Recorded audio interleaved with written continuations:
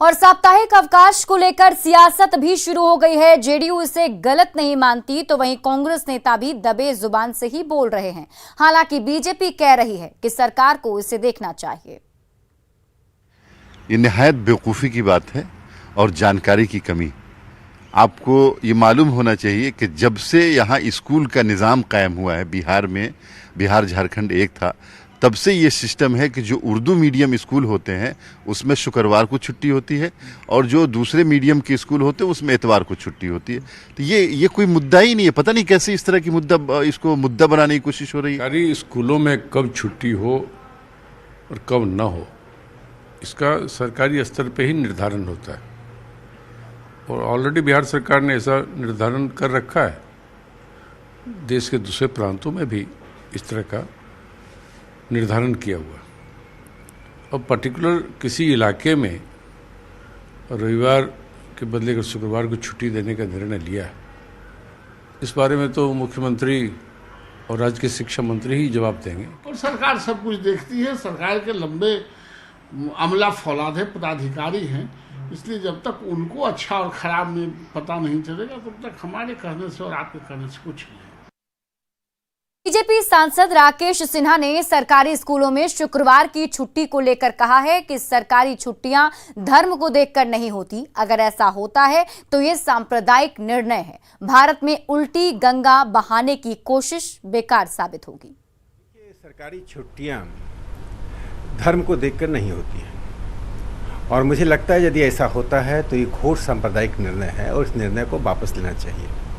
यह देश एक पंथ निरपेक्ष देश है और इस पंथ निरपेक्ष देश में जो शासकीय स्तर पर तय किया जाता है उसके अनुसार देश चलता है। यदि सभी धर्मावलंबी अपने अपने दिनों में स्कूलों में छुट्टियां करना शुरू कर देंगे तो फिर व्यवस्था नहीं चल पाएगी।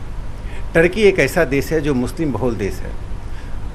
अतातुर्क कमाल पाशा जो टर्की के फादर ऑफ द नेशन माने जाते हैं, उन्होंने टर्की में जहां 99% मुसलमान हैं, फ्राइडे को छुट्टियां हुआ करती थी उसे बदलकर रविवार कर दिया, संडे कर दिया। और भारत में यदि उल्टी गंगा बहाने की कोशिश होगी तो यह संभव नहीं है।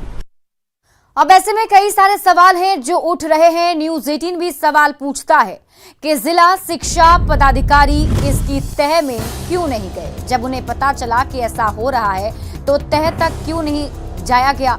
जिले के डीएम ने क्यों नहीं इसकी पड़ताल कराई। सवाल ये भी कि धर्म के आधार पर कैसे चलने लगे ये स्कूल।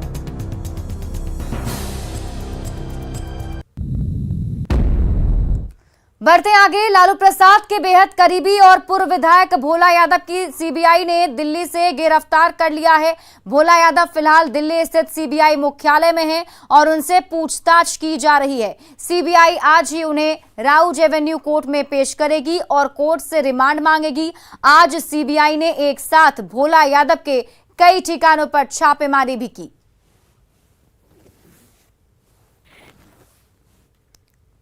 भोला यादव की गिरफ्तारी पर बीजेपी का कहना है कि लालू परिवार ने जो कुछ किया है वो परत दर परत सामने आ रहा है। भोला यादव उसी परत के एक हिस्सा है। तो वहीं आरजेडी नेता ने इस पर पलटवार किया है। भोला यादव को साजिश के तहत फंसाया जा रहा है, ये आरोप लगाया है।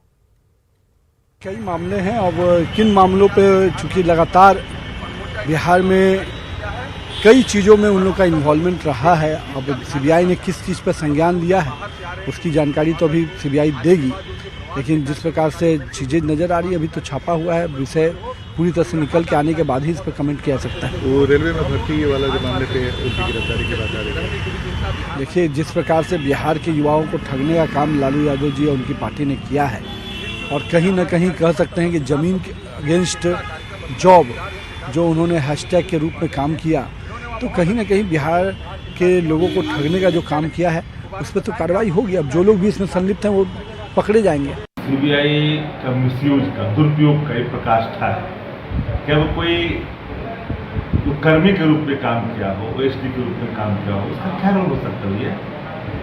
ये छोटी सी बात है। इतनी बात अगर देश की सरकार नहीं समझ रही है, दुरुपयोग कर रही है, मिसयूज कर रही है, खुद ही स्थापित कभी नहीं कर पाई सीबीआई। जमीन के बदले नौकरी, जमीन देने वाला पुलिंद राय के हम नौकरी के लिए जमीन बेचा है। आप कैसे मान रहे हो भाई? जमीन बेची जाती है लगायत में, जमीन बेची जाती है अपने लोगों के बीच में, जब अपना लोग नहीं लेता तब जमीन कहीं बाहर बेच जाती है। जमीन को कैसे जोड़ रहे हैं, कौन इसको सिद्ध करेगा, पहले हमको बता दे। लालू जी के नजदीकी थे, लालू जी के ओएसडी थे। जब लालू जी रेल मंत्री थे तो उस समय रेल मंत्री के रहते कई सारे घोटाले हुए थे। आईआरसीटी का मामला था, भारतीय घोटाला था, तो उन घोटालों की जांच सीबीआई कर रही है और उस मामले में संलिप्तता भोला यादव की भी होगी। उसी आधार पर जो है सीबीआई ने गिरफ्तार किया है। भोला यादव की गिरफ्तारी पर जेडीयू विधायक अजय चौधरी ने कहा कि कानून द्वारा कार्रवाई की जा रही है। उन्होंने कहा कि उनकी पार्टी का स्टैंड क्लियर है, वे ना किसी को बचाते हैं और ना फंसाते हैं। लेकिन कानून का तो अपना काम है, वो अपना काम करती है। उसके लिए तो हमारे मुख्यमंत्री का तो बराबर करना है कि ना हम लोग किसी को फंसाते हैं, ना किसी को बचाने में रहते हैं, और न कोई अगर कानून तोड़ता है तो उसके साथ हम लोग रहते हैं। तो यह तो हम लोग का पुराना स्टैंड है और वही स्टैंड हम लोग का है। कानून अपना काम करिए। मधुबनी के घोघरडीहा प्रखंड में पंचायत प्रतिनिधियों की बेपरवाही सैकड़ों ग्रामीणों के लिए काला पानी की सजा बन गई है।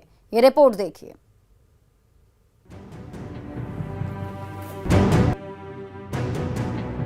अंग्रेजों के समय में हुकूमत के खिलाफ आवाज बुलंद करने वालों को काला पानी की सजा दी जाती थी, लेकिन मधुबनी के घोघरडीहा प्रखंड में अपने ही पंचायत प्रतिनिधियों की बेपरवाही के चलते सैकड़ों ग्रामीण काला पानी जैसी सजा भुगतने को मजबूर हैं। ये तस्वीरें घोघरडीहा प्रखंड के विशनपुर पंचायत स्थित गाराटोल गांव के वार्ड नंबर 11 की है। यहाँ के लोग पिछले 2 साल से थोड़ी सी बारिश होते ही जल कैदी बन जाते हैं। बताया जा रहा है कि विशनपुर पंचायत के पूर्व मुखिया और वार्ड क्रियान्वयन समिति की लापरवाही के चलते गांव की सड़क तालाब बन जाती है। ऐसे में बच्चों और बुजुर्गों का घर से निकलना दूभर हो जाता है।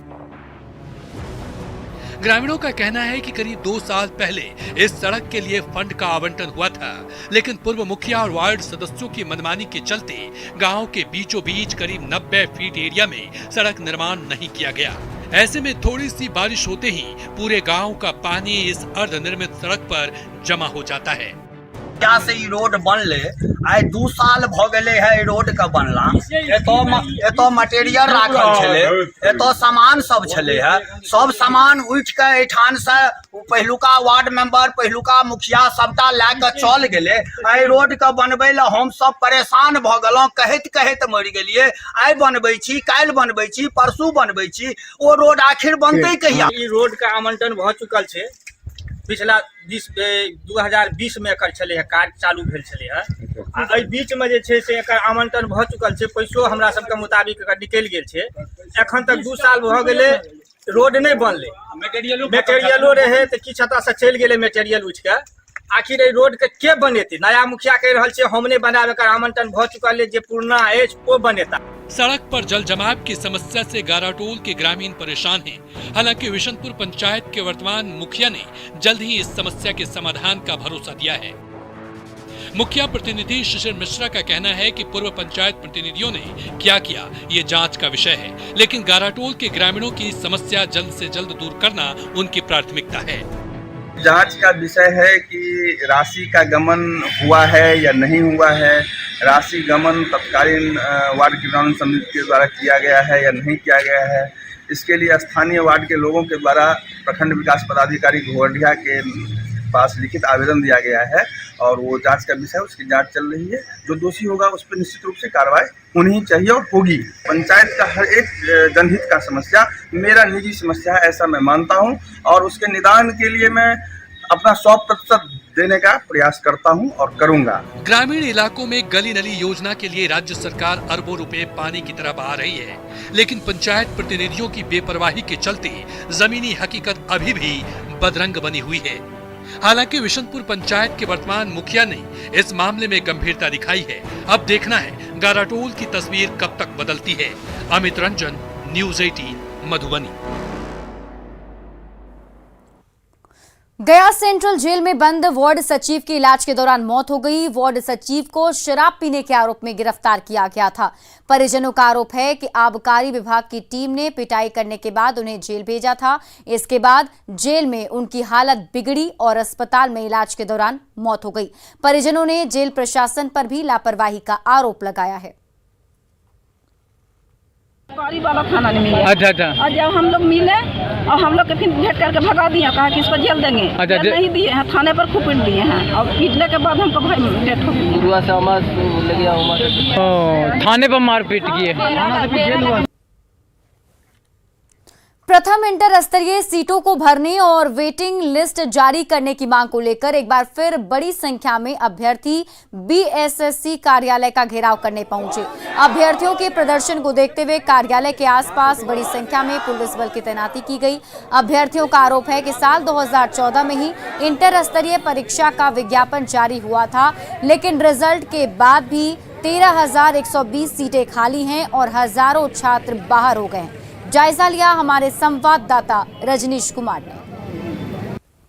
बीएसएससी यानी बिहार कर्मचारी चयन आयोग के खिलाफ एक बार फिर से राज्य भर के अभ्यर्थियों का आक्रोश भड़क उठा है और देख सकते हैं कि बीएसएससी कार्यालय के ठीक सामने किस तरह से बड़ी संख्या में जो अभ्यर्थी हैं वो बैनर पोस्टर लिए हुए घेराव करने के लिए पहुंचे हैं। मांग है कि जो वेटिंग लिस्ट है उसको जारी किया जाए, साथ ही जो परीक्षा कैलेंडर है उसको भी जारी किया जाए। तो यही वजह है कि देख सकते हैं बड़ी संख्या में जो अभ्यर्थी हैं वो यहाँ पर पहुँच गए हैं।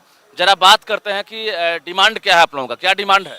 डिमांड है सर कि जितने भी लोगों को 1778 लोगों को बाहर किया गया है, तो किस आधार पर किया गया है ये कह करके कि प्रथम प्राथमिकता जो पद की प्राथमिकता है उसके आधार पर बाहर कर दिया गया है, जबकि ऐसा होना नहीं चाहिए। 42 पोस्ट है, 42 पोस्ट में कोई ना कोई पोस्ट तो अलाउड किया जा सकता था, लेकिन ज़बरदस्ती हम लोगों को बाहर कर दिया गया है।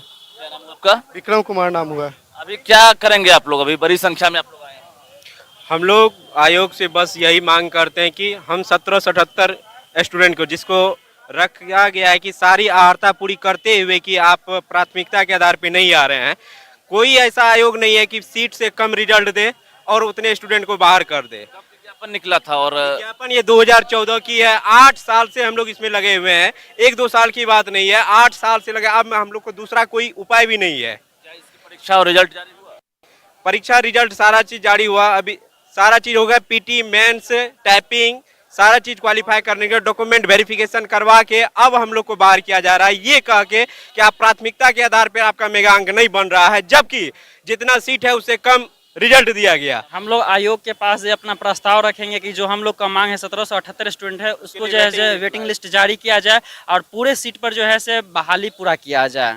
छात्र बीएसएससी कार्यालय नहीं पहुंच सके, इसको लेकर लाठीधारी जवान हो या फिर जो अधिकारी हैं, मजिस्ट्रेट हैं, तमाम लोग पूरे सड़क पर घेराबंदी कर दिए हैं ताकि जो अभ्यर्थी हैं वो बीएसएससी कार्यालय नहीं पहुंच सके। हालांकि ये मांग जो है कई साल से है, लेकिन अब तक मांगे अधूरी है और यही वजह है कि जो सैकड़ों अभ्यर्थी हैं वो बीएसएससी कार्यालय पहुंचे हैं। हालांकि बीएसएससी कार्यालय तक पहुंच पाते हैं कि नहीं ये कहना मुश्किल है, क्योंकि बड़ी संख्या में पुलिस है और पुलिस उन्हें आगे बढ़ने से रोकना चाहती है।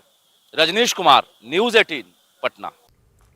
छपरा में व्यवस्था से नाराज लोगों ने नाले के पानी की पूजा अर्चना की। दरअसल छपरा शहर के पूर्वी इलाके को जल जमाव और कचरा से निजात दिलाने में नगर निगम पूरी तरह से विफल साबित हो रहा है। इसे लेकर तेलपा मोहल्ले के लोगों ने जल जमाव और कचरे का एक अनोखा विरोध प्रदर्शन किया। सरकारी उपेक्षा के शिकार नागरिकों ने नाले के पानी को पवित्र मानते हुए उसकी पूजा की। शहर का बहुत व्यस्त रोड है। जब छपरा शहर में जाम की स्थिति पैदा होती है तो तमाम नागरिक इसी रास्ते से अपने स्थल तक पहुंचते हैं। पानी जमा होने के कारण यहाँ ऐसा हो गया है कि मैंने आए दिन 4 से 5-6 मोटरसाइकिल वाले रोज प्रत्येक दिन गिरते हैं। दूसरा ये हम लोग का बैतरनी नदी के नाम रख कर इसलिए हम लोग पूजा किए, इसके पीछे कारण है। बगल में बाबा मणिकेश्वर नाथ बाबा का शिव मंदिर है जो बहुत 200 पुराने से स्थित है। गोपालगंज के एक सरकारी स्कूल के स्मार्ट क्लास में भोजपुरी गीत चलाने का वीडियो तेजी से वायरल हो रहा है। ये वीडियो मांझागढ़ प्रखंड के धर्म परसा हाई स्कूल का है। वायरल वीडियो में दिख रहा है कि बच्चे क्लासरूम में खड़े हैं और टीवी स्क्रीन पर भोजपुरी का अश्लील गाना चल रहा है। हालांकि न्यूज 18 वायरल वीडियो की पुष्टि नहीं करता। वहीं वीडियो सामने आने के बाद गोपालगंज के डीईओ ने विद्यालय के प्रधानाध्यापक और स्मार्ट क्लास के नोडल शिक्षक से स्पष्टीकरण मांगा है। जवाब मिलने के बाद संबंधित लोगों पर कार्रवाई की जाएगी।